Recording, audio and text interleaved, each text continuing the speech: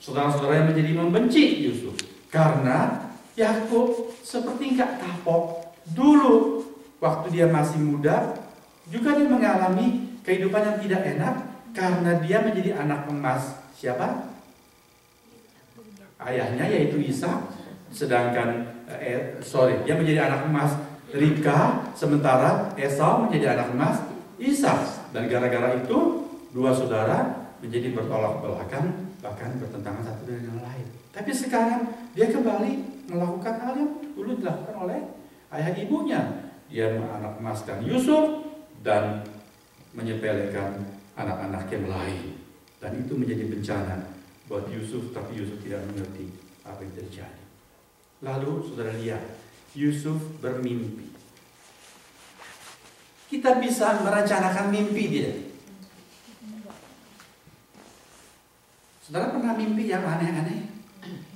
Bisa bikin seperti satu film gitu. Mimpi kita seperti satu episode yang kok bisa ya? Begitu kita bangun, indah sekali mimpi itu. Saudara bisa bertemu dengan seorang, saudara nggak pernah pikir bisa ngobrol dengan dia seperti satu film. Ya. Suatu hari saya ingat ayah saya. Saya ingat ketika saya masih mungkin sekolah lanjutan SMP atau SMA, sebelum saya berangkat sekolah teologi, tinggal di Jakarta. Jakarta yang sering susah air ledeng, netes seperti liur kucing, sedikit sekali. Malam hari saya tidur enak, kadang-kadang saya terjaga, saya lihat papi bangun, Jakarta yang panas, cuma pakai singlet di tengah malam buta, kemana? Ke depan, dia menada air sudah penuh, ambil sekarang, isi ke atas gentong yang mengalirkan itu dengan selang kamar mandi. Saya ingat ayah saya, dia begitu setia, rajin, tapi hidup susah. Lalu anak-anak di mana ini semua? Saya ingat itu, malam hari saya bisa mimpi, bukan mimpi papi. Saya mimpi teman lain yang saya kenal riwayatnya, saya kenal seluruh keluarganya. Lalu cerita, jadi seperti saya bertemu dengan dia cerita mengenai ibunya yang punya anak berapa bersaudara dan sekarang semua terpecah-pecah. Kok bisa ya? Padahal siang tadi saya nggak mikir tentang dia. Saudara lihat? Mimpi itu bisa muncul begitu saja, tidak bisa kita rencanakan. Saudara nggak bisa sebelum tidur mimpi dong bisa ketemu pacar. Bisa. Saudara mau mimpi ketemu pacar, ketemu macan. Yang galaknya seperti pacar, saudara. Macam-macam itu mimpi bisa timbul. Yusuf mimpi, tidak dia minta. Mimpi sedang menuai gandum bersama dengan saudara-saudaranya. Lalu semua ikat berkas-berkasnya, Yusuf mengikat berkasnya, si Ruben mengikat berkasnya masing-masing. Tiba-tiba itu 11 berkas gandum yang lain, kucuk datang ke depan berkas gandum Yusuf, kemudian tunduk menyembah berkas gandumnya. Bangun pagi Yusuf heran, mimpi apa ini? Lalu dia cerita kepada saudara-saudaranya. Saudara-saudara senang tidak? Saudaranya? Apa? Kamu kau pikir kamu mau jadi pemimpin kami, mau jadi raja kami? Anak kemarin sore masih ingusan sok seperti itu. Banyak orang bilang, ngapain sih Yusuf cerita-cerita pada saudara-saudaranya? Saudara Yusuf itu umur berapa pada waktu itu? Masih belasan tahun. Jadi saudara lihat tadi, Yusuf berumur 17 tahun. Jadi masih muda, masih sangat muda. Ayahnya saja waktu umur 70 tahun masih belum menikah. Yusuf saat itu baru umur 17. Jadi betul-betul seperti anak sekarang mungkin umur 7 tahun. Belum ada kebijaksanaan. Tidak bermimpi seperti itu. Dia cerita saja polos-polos. Ini membuat riwayat untuk peta kehidupannya yang unik dan istimewa. Dia tidak mengerti semua itu mengapa demikian. Lalu masih mimpi lagi yang lain, mimpi yang lebih heboh. Karena sekarang bukan cuma berkas gandum, tetapi matahari dan bulan dan 11 bintang menyembah Yusufnya.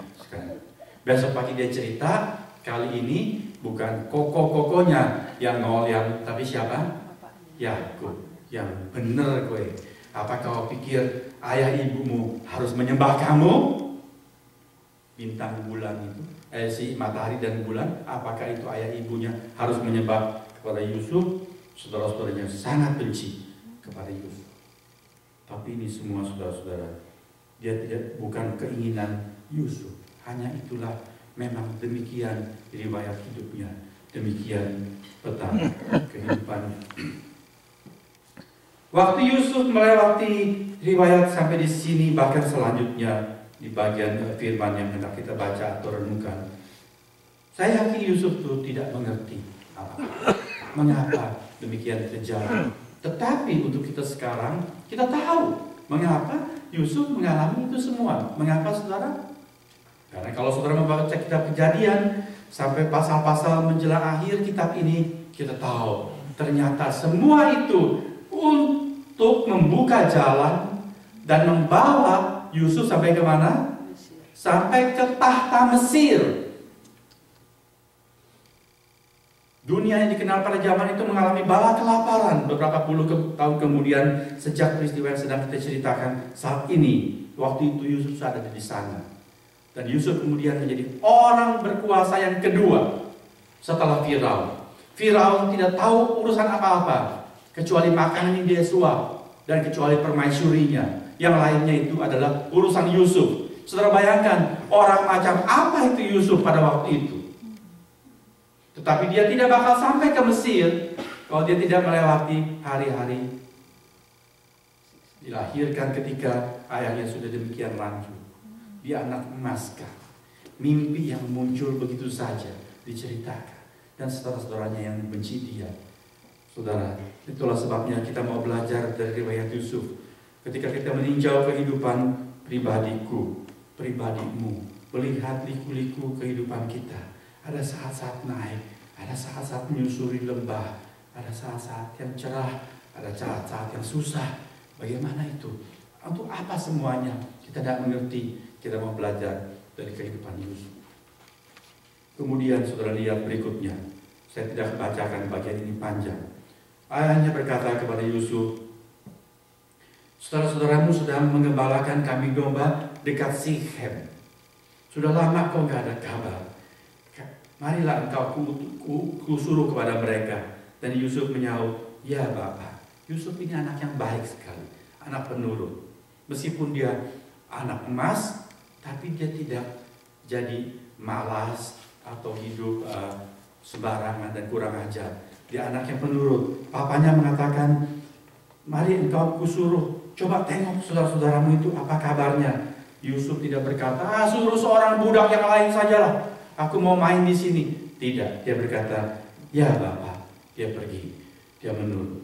Mengapa Yakub mengkhawatirkan anak-anaknya, saudara-saudara? Karena saudara-saudara, Yusuf ini sedang mengembalakan kambing domba dekat apa? Kota apa? Sikhem.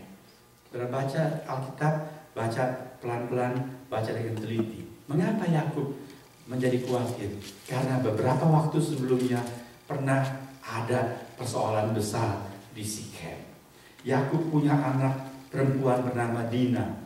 Lalu Dina diperkosa oleh anak seorang raja di sana. Yang kemudian kota itu kemudian menjadi Sikhem. Lalu saudara-saudara Yusuf dan saudara-saudara Dina tentunya si koko-koko gak terima persoalan itu. Padahal laki-laki yang memperkosa anak raja itu jatuh cinta kepada Dina dan mau melamar Dina untuk menjadi istrinya. Lalu kemudian mereka pakai tipu muslihat. Mereka bilang, wah kita orang-orang khusus, orang Israel adalah orang-orang bersunat. Kamu itu bukan orang Israel, tidak bersunat. Bagaimana bisa melamar adik kami? Kalau memang mau melamar juga, kamu semua laki-laki kamu juga harus seperti kami, disunat. Saking cintanya si pangeran ini, dia perintahkan semua laki-laki rakyatnya mesti disunat. Ketika mereka sesudah disunat, tentu laki-laki dewasa ini tidak nyaman sekali, sakit juga selama beberapa hari, tidak bisa ngapa-ngapain ketika mereka sedang sakit seperti itu. Saudara-saudara, Yusuf ini mencabut pedang, membantai semua laki-laki di Sikhem. Yakub sangat kaget. Kamu gila-gilaan. Kita sedikit jumlahnya. Kalau mereka kemudian balas dendam, ini menjadi perkara besar. Jadi ketika sekarang mereka pergi menggembalakan domba dekat Sikhem, tidak ada kabar. Itulah sebabnya Yakub takut. Ada apa dengan kokoh-kokohmu semua ini? Pergilah kamu menengok. Saudara kemudian lihat Yusuf begitu menurut. Dia baik sekali anak ini. Meskipun dia tidak disukai oleh kakak-kakaknya. Dikatakan tadi kakak-kakaknya tidak pernah mau berbicara yang baik, yang ramah kepada Yusuf. Tapi Yusuf pergi. Sampai ke Sikhem, kokoh-kokohnya tidak ada di sana. Apakah Yusuf pulang? Tidak. Dia bertanya kepada seorang, apakah engkau melihat beberapa laki-laki menggembalakan domba begini begitu? Lalu orang itu berkatakan, oh, aku dengar mereka bilang mereka mau pindah ke Dotan. Dan Yusuf pergi lagi, lebih ke utara, mencari saudara-saudaranya. Ingin memberi salam, menyampaikan pesan ayah kepada mereka. Tetapi apa sambutan kakak-kakak Yusuf, saudara-saudara? Alkitab mencatat, ayat 18. Dari jauh ia telah kelihatan kepada mereka, yaitu Yusuf, mereka itu kakak-kakaknya. Tetapi sebelum ia dekat pada mereka, mereka telah bermufakat mencari daya upaya untuk membunuhnya. Kata mereka seorang kepada yang lain, lihat, tukang mimpi kita itu datang. Sekarang marilah kita bunuh dia dan kita lemparkan ke dalam salah satu sumur ini. Ternyata bukan cuma urusan G30S saja lempar ke lubang buaya di sana. Tetapi saudara-saudara Yusuf melempar Yusuf ke dalam salah satu sumur itu. Lalu kita nanti katakan, seekor binatang buas telah menerkamnya. Dan kita akan lihat nanti bagaimana jadinya mimpinya itu. Coba lihat, ini peta kehidupan Yusuf. Maksud hati datang baik-baik menjenguk kakak-kakaknya. Tapi kakak-kakak karena jealous, karena iri hati, timbul dendam, timbul rencana yang jahat. Mereka mau membunuh Yusuf. Lalu Ruben itu anak sulung. Tentu dia yang mesti bertanggung jawab kalau ada apa-apa dengan Yusuf. Jadi dia bilang, janganlah, gak usah bunuh. Itu kan saudara kan kita sendiri, meskipun lain ibu. Kita lempar aja ke dalam salah satu sumur di sana. Tapi jangan kita tumpahkan darah di tangan kita. Wah, saudara pikir that's good idea, ya. Kita nggak usah ngotorin tangan kita dengan darah Yusuf, tapi biarin dia mati sendiri di dalam sumur di sana. Oke? Itu good idea menurut saudara-saudara Yusuf. Lalu ketika Yusuf datang, say hi kepada koko-kokonya, tapi kakak-kakaknya bukan menyambut dengan pelukan, melainkan memberikan gebukan kepada Yusuf. Tentu itu suatu hal yang pedih sekali dalam hati Yusuf. Dia gak ngerti. Begitu dia datang, saya saudara-saudaranya malah menangkap dia, merampas jubahnya, merobek jubah itu, dan kemudian mukulin Yusuf, lempar ke dalam sumur. Sumur itu sumur kering. Saudara, bayangkanlah kalau kita itu adalah Yusuf, bagaimana perihnya hati kita. Kaget dan juga bingung. Lalu sumur itu ditutup pakai batu besar. Langsung Yusuf di dalam kegelapan. Dia gelap, tidak punya pengertian apa-apa. Apa-apaan semua ini. Dia menjerit-jerit, minta dibelas kasihani, tetapi tidak dipeduli. Lalu peristiwa berikutnya adalah dikatakan mereka saudara-saudaranya ayat 25, duduklah mereka untuk makan. Lihat bagaimana hati kakak-kakaknya. Habis menciderai, menyengsarakan adiknya, bisa enak-enak makan minum. Ketika mereka mengangkat muka, kelihatan pada mereka suatu kafilah orang Ismail, itu orang Arab, datang dari Gilead dengan untanya untuk membawa damar, balsam dan damar ladan dalam perjalanannya mengangkut barang-barang itu ke Mesir. Lalu kata Yehuda kepada saudara-saudara itu, apakah untungnya kalau kita membunuh adik kita ini dan menyembunyikan darahnya? Marilah kita jual dia kepada orang Ismail ini. Tetapi janganlah kita apa-apakan dia, karena ia saudara kita, darah daging kita. Dan